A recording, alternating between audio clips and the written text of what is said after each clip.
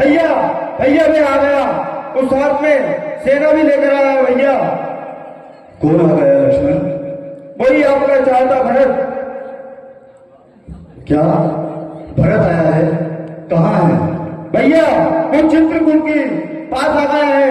उस साथ में सेना भी लाया है, जिसमें मुझे वन के भील और मित्रों ने बताया।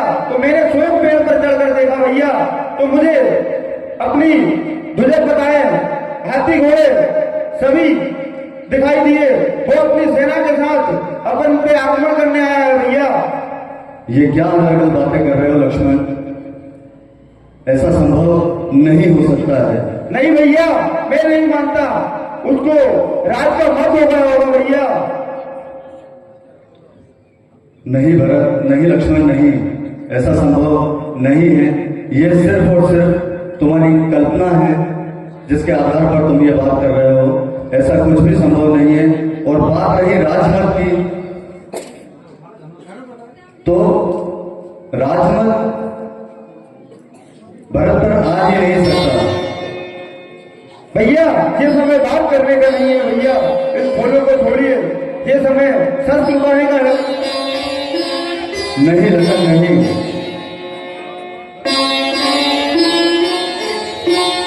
भैया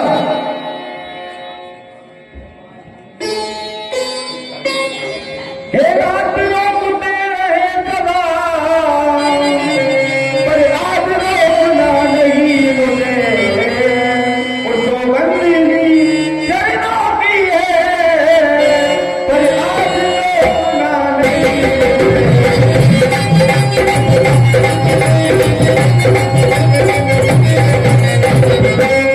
यदि पुत्र सुमित्रा का हूं मैं, तो उनका गर्व गिरा दूंगा।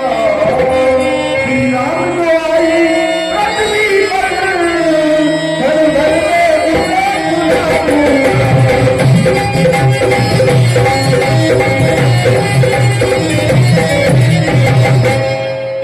भैया आज मुझे आज्ञा दीजिए।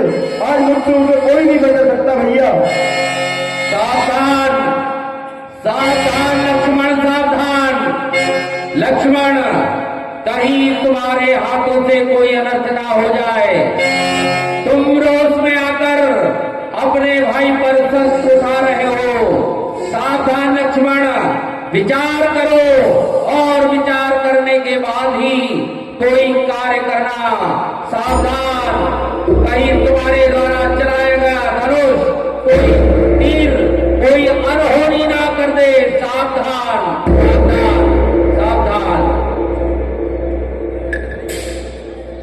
ये आकाशवाणी सुनी तुमने लक्ष्मण? हाँ भैया। जो उचित और अनुचित का विचार किए बिना कोई भी कार्य करता है, अंत में उससे पछताना ही पड़ता है। लेकिन भैया जो मैंने अपनी आंखों से देखा है उसका क्या?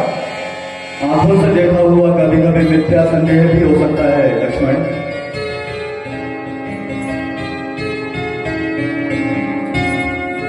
आंखों से देखा हुआ कभी कभी मिथ्या संदेह भी हो सकता है। ऐसा आवश्यक नहीं कि आपने आंखों से सेना को आते हुए देखा तो वो हम पर आक्रमण करने ही आ रही है। इसमें भी उनका कोई भाव हो सकता है। ठीक है भैया।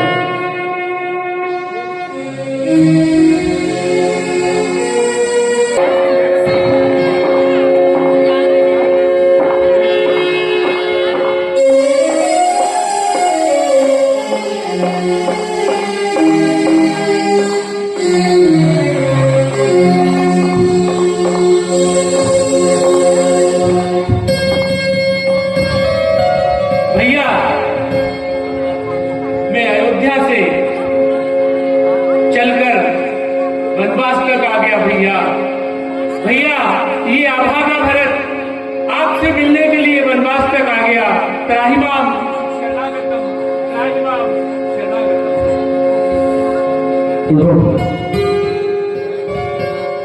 भरत, आज तुम मुझसे उठ क्यों नहीं पा रहे हो?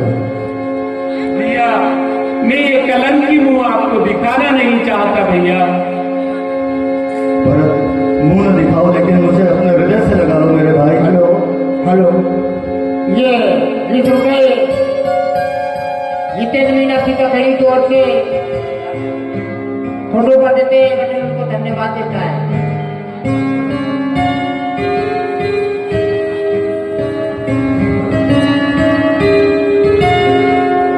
भैया, मेरी आपसे एक प्रार्थना है।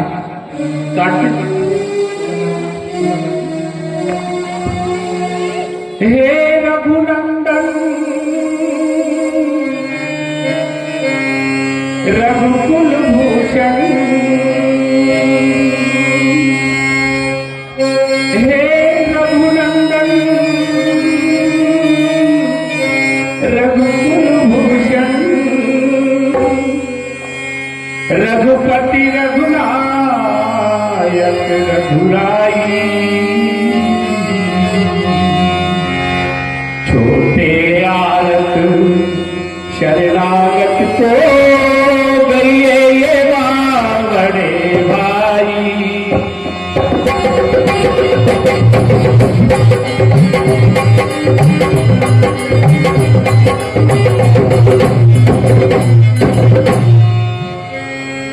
हे भैया, मेरी मां के कारण अयोध्या उजड़ गई भैया। हमारे पिताश्री देवलोक को प्रस्थान कर गए भैया। भैया हम अनाथ हो गए हैं भैया, इसलिए मेरी आपसे ये विनती है, जैसे भी हो लौटिए अवध, जैसे भी हो लौटिए अवध, इतनी है तेर भिखारी की, ठाकुर जी के मंदिर तक ही होती है दौड़ पुजारी की।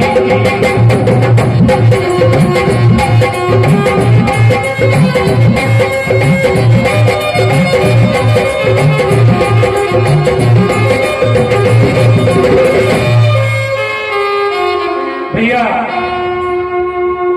मेरी आपसे ये प्रार्थना है, आपको पिताजी ने अयोध्या का राजा बनाया था भैया। आपके होते हुए अयोध्या के सिंहासन पर कोई और कैसे बैठ सकता है? इसलिए इस अभागे भरत की एक प्रार्थना है भैया कि आप शीघ्र अयोध्या की ओर प्रस्थान कर अपने राजपाट को स्वीकार कीजिएगा।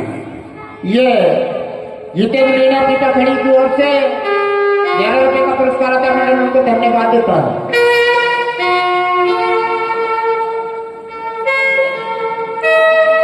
क्या पिताजी नहीं रहे? माताएं वैधव्य को प्राप्त हो गई।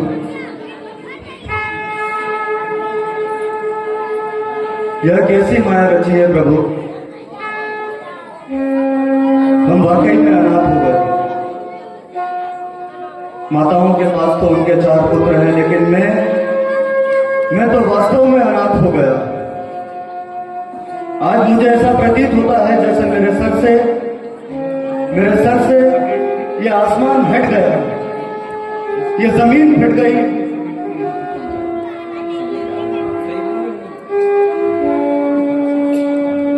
राजपाट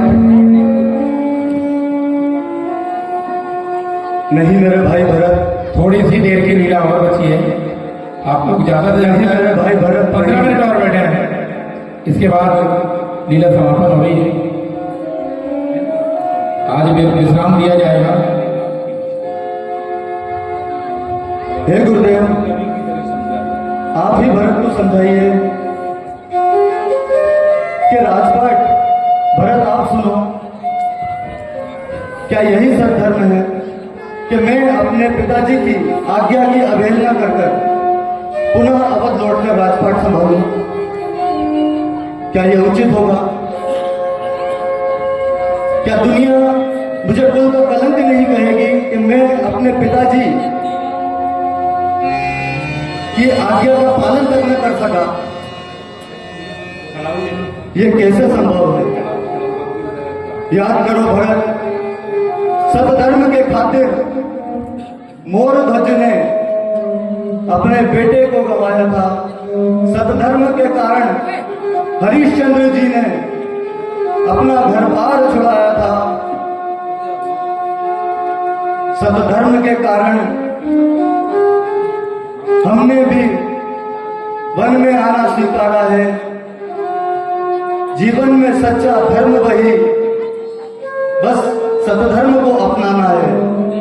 अब आप स्वयं बताइए गुरुवर, तुम बताओ भरत, ये संभव है? ये मेरे लिए उचित है क्या? हे राम, तुम तो मर्यादा की सीमा हो और हम यहाँ उस मर्यादा को त्याग कर और मोह के बंधन में बंधकर प्रिय भरत की भावना को देखकर पूरी प्रजा की आपके प्रति भाव को देखकर मैं इन सभी के साथ में आया हूं भरत राम।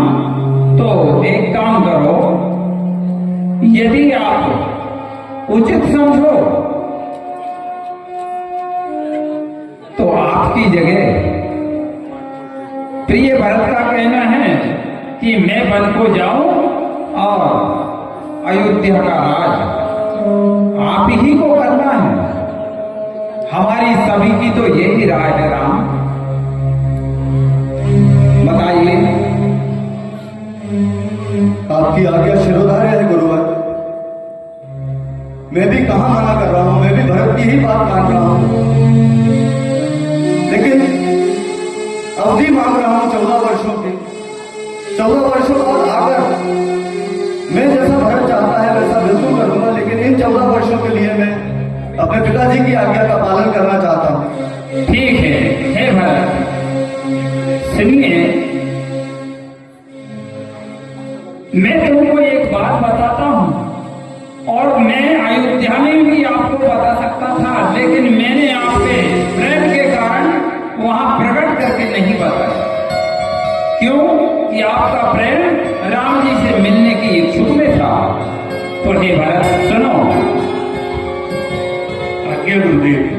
सुनहु भरत भावै प्रेमन,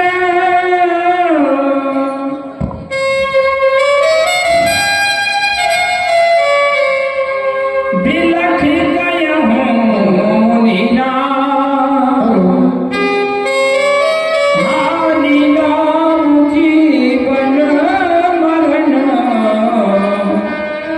यस अपयस विधिहा। हे भरत, आज्ञा गुरुदेव। देखिए, उस ऊपर वाले ने, परमात्मा ने हमको 6 वस्तु नहीं दी है। वो कौन कौन सी हैं? हानि, लाभ, जीवन, मरण, यश और अपयश। इस 6 बातों के विषय में हम नहीं समझ सकते कि हमारे साथ क्या होना है, क्या होगा और हम क्या करेंगे। तो मैं आपसे प्रकट करके पूरी प्रजा के सामने, चारों भाइयों के सामने ये वचन जो मैं कहूं उसको आपको मानना होगा। अपने पिताजी ने वचन के प्रति प्राणों की निछावर कर दी, बलिदान दे दिया। तो हे भरत, मेरी राय तो ये है राम कि जब भी आप 14 वर्ष अवधि पूरे होने के पश्चात अयोध्या आएंगे, तब तक के लिए भरत को कोई ऐसी निशानी दो ताकि वे आपका गुणगान गाते हुए ये 14 वर्ष तक भजन करते हुए अपने 14 वर्ष पूरे करें और उधर आप 14 वर्ष वनवास व्यतीत कर एक दिन का भी अंतर नहीं रखना राम, नहीं तो आपको अयोध्या में भरत मिलने वाला नहीं। ठीक है गुरुदेव, जैसा आपका भैया का आदेश। यदि आप पूछना चाहते हैं कि मैं क्या चाहता हूं, तो हे करुणा निधान सुनिए। जय ही विधि प्रभु प्रसन्न जिए।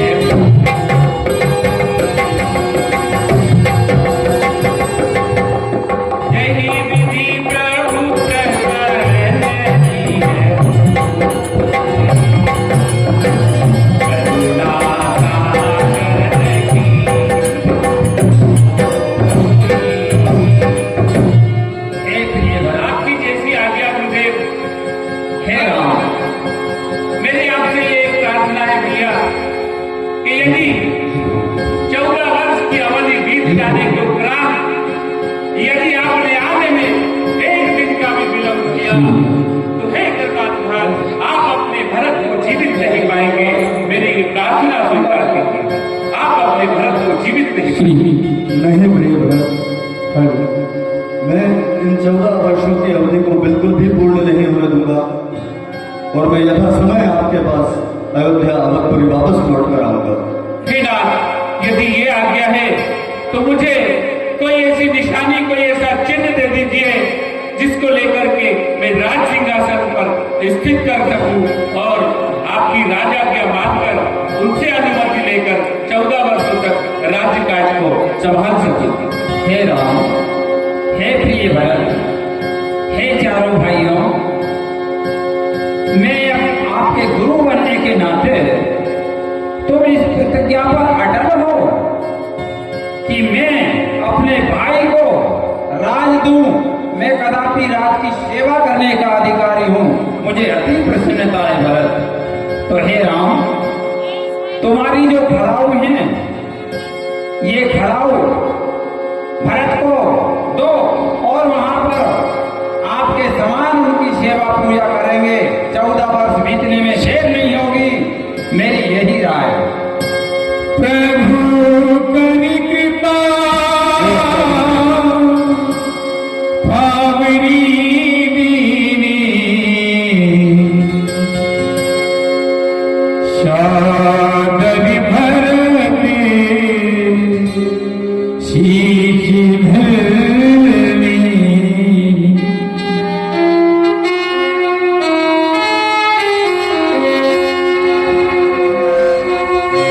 राम भक्त के चरण राम भक्त